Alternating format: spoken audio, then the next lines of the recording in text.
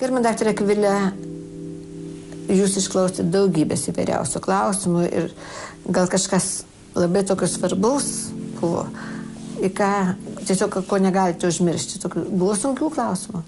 Tai buvo daug sunkių klausimų ir vienas iš klausimų, kuris mane labai sukrėtė ir tikrai įstrigo atmintin, tai buvo vieno iš mūsų žiūrovų skambutis.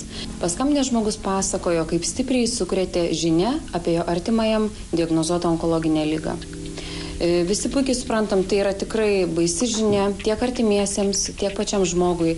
Tačiau reikėtų nepamiršti, kad reikia klausyti gydytojų, laiku kreiptis pagalbos, motyvuoti artimai kreiptis pagalbos, palaikyti vieni kitus, stengtis kiek įmanoma labiau vykdyti gydytojų nurodymus, na ir tikėtis geriausia ir pačiam pozityviomis mintimis galima padėti savo pasveikti.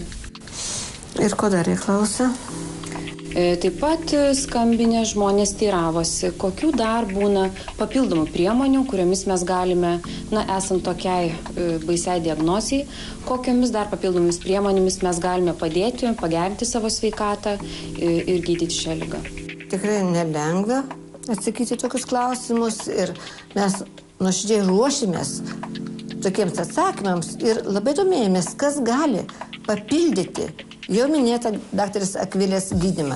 Kai labai reikia pasitikėti gydytojų ir gydytis taip, kaip jis pasakė, gydytojas onkologas. O gydymo metodai yra įvairiausi. Tai yra chirurginis, radioterapinis, chemoterapinis, imunoterapinis metodas.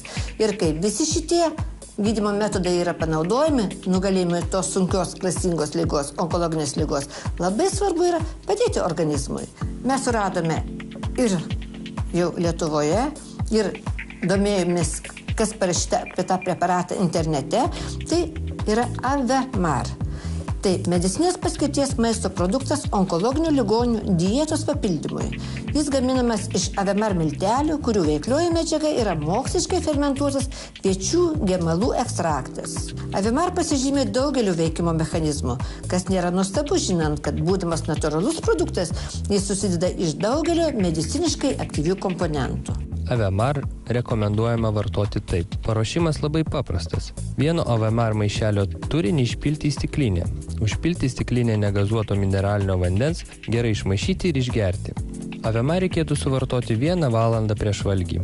Į Avemar, kurio pagrindinė sudedamoji dalis yra moksliškai fermentuotas kviečių gemalų ekstraktas, sudėti taip pat įeina baltymai, mineralai, kalcis, natris, kalis, fosforas, magnis ir mikroelementai – cinkas, varis, geležis, manganas bei chromas. Aš manau, kad džiugu visiems onkologiniams ligonėms, jų artimiesiems, kad yra jau Avemar, tai yra medicinės paskirties maisto produktas, kuris padeda kartu su visais kitais gydymo metodais atpažinti blogasias ląsteles ir jas kuo greičiau įveikti.